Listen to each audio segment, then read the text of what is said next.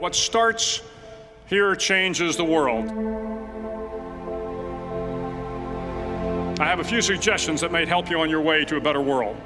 And while these lessons were learned during my time in the military, I can assure you that it matters not whether you ever served a day in uniform. It matters not your gender, your ethnic or religious background, your orientation, or your social status. Our struggles in this world are similar, and the lessons to overcome those struggles and to move forward, changing ourselves and changing the world around us, will apply equally to all. So here are the 10 lessons I learned from basic SEAL training that hopefully will be of value to you as you move forward in life. Every morning in SEAL training, my instructors, who at the time were all Vietnam veterans, would show up in my barracks room, and the first thing they'd do was inspect my bed. If you did it right, the corners would be square, the covers would be pulled tight, the pillow centered just under the headboard, and the extra blanket folded neatly at the foot of the rack. It was a simple task, mundane at best, but every morning we were required to make our bed to perfection. It seemed a little ridiculous at the time, particularly in light of the fact that we were aspiring to be real warriors, tough, battle-hardened SEALs. But the wisdom of this simple act has been proven to me many times over. If you make your bed every morning, you will have accomplished the first task of the day. It will give you a small sense of pride, and it will encourage you to do another task, and another, and another. And by the end of the day, that one task completed will have turned into many tasks completed. Making your bed will also reinforce the fact that the little things in life matter. If you can't do the little things right, you'll never be able to do the big things right. And if by chance you have a miserable day, you will come home to a bed that is made, that you made. And a made bed gives you encouragement that tomorrow will be better. So if you want to change the world, start off by making your bed.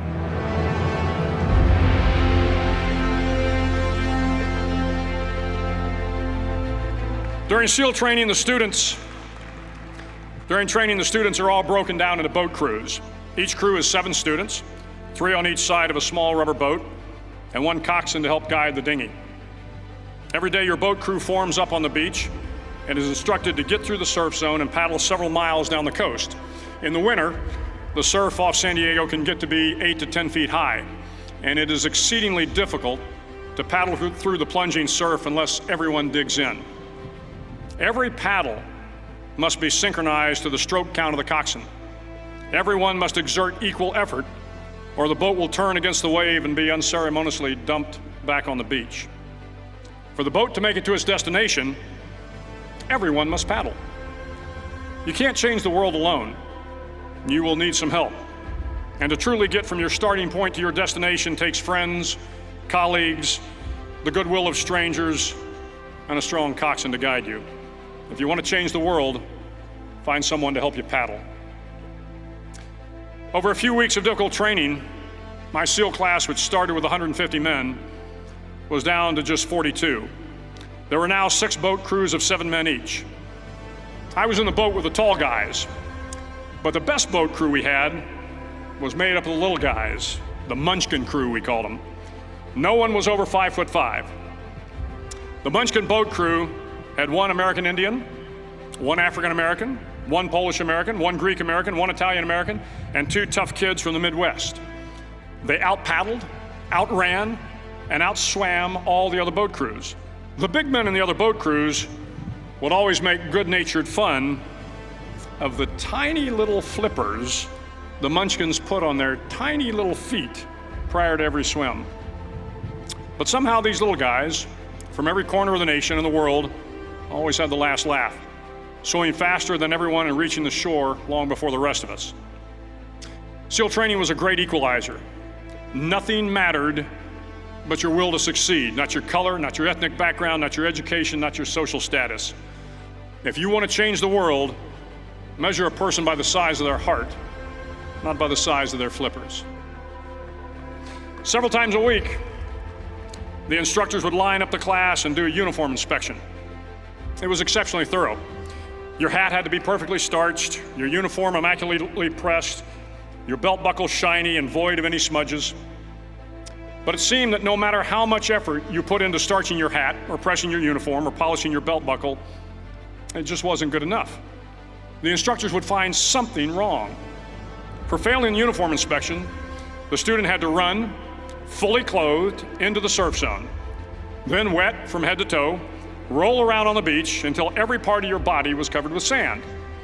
The effect was known as a sugar cookie.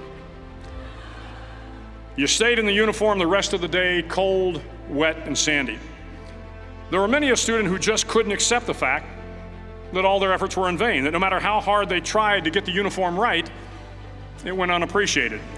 Those students didn't make it through training. Those students didn't understand the purpose of the drill. You were never going to succeed. You were never going to have a perfect uniform. The instructors weren't going to allow it. Sometimes, no matter how well you prepare or how well you perform, you still end up as a sugar cookie. It's just the way life is sometimes. If you want to change the world, get over being a sugar cookie and keep moving forward. Every day during training, you were challenged with multiple physical events: long runs, long swims, obstacle courses, hours of calisthenics, something designed to test your mettle. Every event had standards, times you had to meet. If you failed to meet those times, those standards, your name was posted on a list, and at the end of the day, those on the list were invited to a circus. A circus was 2 hours of additional calisthenics, designed to wear you down, to break your spirit, to force you to quit. No one wanted a circus. A circus meant that for that day, you didn't measure up. A circus meant more fatigue, and more fatigue meant that the following day would be more difficult and more circuses were likely. But at some time during SEAL training, everyone made the circus list. But an interesting thing happened to those who were constantly on the list. Over time, those students who did 2 hours of extra calisthenics got stronger and stronger. The pain of the circuses built inner strength and physical resiliency. Life is filled with circuses. You will fail. You will likely fail often. It will be painful. It will be discouraging. At times, it will test you to your very core. But if you want to change the world, don't be afraid of the circuses. At least twice a week, the trainees were required to run the obstacle course. The obstacle course contained 25 obstacles, including a 10-foot wall, a 30-foot cargo net, a barbed wire crawl, to name a few. But the most challenging obstacle was the slide for life. It had a 3-level, 30-foot tower at one end and a 1-level tower at the other. In between was a 200-foot long rope. You had to climb the 3-tiered tower, and once at the top, you grabbed the rope, swung underneath the rope, and pulled yourself hand over hand until you got to the other end. The record for the obstacle course had stood for years when my class began in 1977.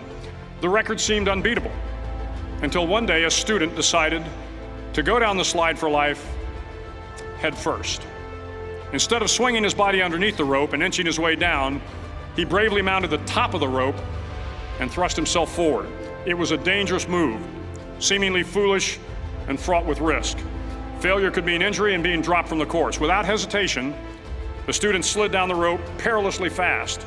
Instead of several minutes, it only took him half that time. And by the end of the course, he had broken the record. If you want to change the world, sometimes you have to slide down the obstacles head first. During the land warfare phase of training, the students are flown out to San Clemente Island, which lies off the coast of San Diego. The waters off San Clemente are a breeding ground for the great white sharks. To pass SEAL training, there are a series of long swims that must be completed. One is the night swim. Before the swim, the instructors joyfully brief the students on all the species of sharks that inhabit the waters off San Clemente. They assure you, however, that no student has ever been eaten by a shark, at least not that they can remember. But you are also taught that if a shark begins to circle your position, stand your ground. Do not swim away. Do not act afraid. And if the shark, hungry for a midnight snack, darts towards you, then summons up all your strength and punch him in the snout, and he will turn and swim away. There are a lot of sharks in the world. If you hope to complete the swim, you will have to deal with them. So if you want to change the world, don't back down from the sharks. As Navy SEALs, one of our jobs is to conduct underwater attacks against enemy shipping. We practice this technique extensively during training. The ship attack mission is where a pair of SEAL divers is dropped off outside an enemy harbor and then swims well over 2 miles underwater, using nothing but a depth gauge and a compass to get to the target. During the entire swim, even well below the surface, there is some light that comes through.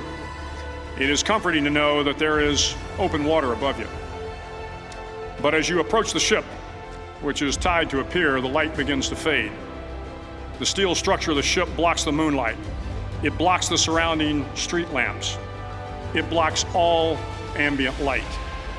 To be successful in your mission, you have to swim under the ship and find the keel, the center line, and the deepest part of the ship. This is your objective.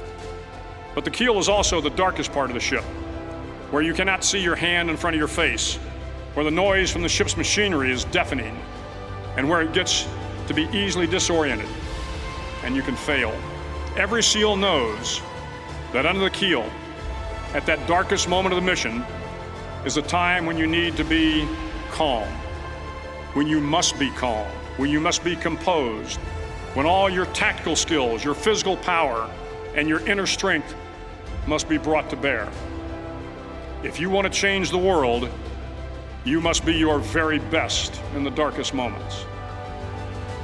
The 9th week of training is referred to as Hell Week. It is 6 days of no sleep, constant physical and mental harassment, and one special day at the Mud Flats. The Mud Flats are an area between San Diego and Tijuana where the water runs off and creates the Tijuana Sloughs, a swampy patch of terrain where the mud will engulf you. It is on Wednesday of Hell Week that you paddle down to the Mud Flats and spend the next 15 hours trying to survive this freezing cold, the howling wind, and the incessant pressure to quit from the instructors. As the sun began to set that Wednesday evening, my training class, having committed some egregious infraction of the rules, was ordered into the mud. The mud consumed each man till there was nothing visible but our heads. The instructors told us we could leave the mud if only 5 men would quit. Only 5 men, just 5 men, and we could get out of the oppressive cold. Looking around the mud flat, it was apparent that some students were about to give up. It was still over 8 hours till the sun came up. 8 more hours of bone-chilling cold. The chattering teeth and the shivering moans of the trainees were so loud, it was hard to hear anything. And then one voice began to echo through the night. One voice raised in song. The song was terribly out of tune, but sung with great enthusiasm. One voice became 2, and 2 became 3, and before long, everyone in the class was singing. The instructors threatened us with more time in the mud if we kept up the singing, but the singing persisted, and somehow the mud seemed a little warmer, and the wind a little tamer, and the dawn not so far away. If I have learned anything in my time traveling the world, it is the power of hope. The power of one person, a Washington, a Lincoln, King, Mandela, and even a young girl from Pakistan, Malala. One person can change the world by giving people hope. So if you want to change the world, start singing when you're up to your neck in mud. Finally, in SEAL training, there's a bell. A brass bell that hangs in the center of the compound for all the students to see. All you have to do to quit is ring the bell. Ring the bell, and you no longer have to wake up at 5 o'clock. Ring the bell, and you no longer have to be in the freezing cold swims. Ring the bell, and you no longer have to do the runs, the obstacle course, the PT, and you no longer have to endure the hardships of training. All you have to do is ring the bell to get out. If you want to change the world, don't ever ring the bell. It will not be easy. Start each day with a task completed. Find someone to help you through life. Respect everyone. Know that life is not fair and that you will fail often. But if you take some risks, step up when the times are the toughest, face down the bullies, lift up the downtrodden, and never, ever give up. If you do these things, the next generation and the generations that follow will live in a world far better than the one we have today. And what started here will indeed have changed the world for the better. Thank you very much.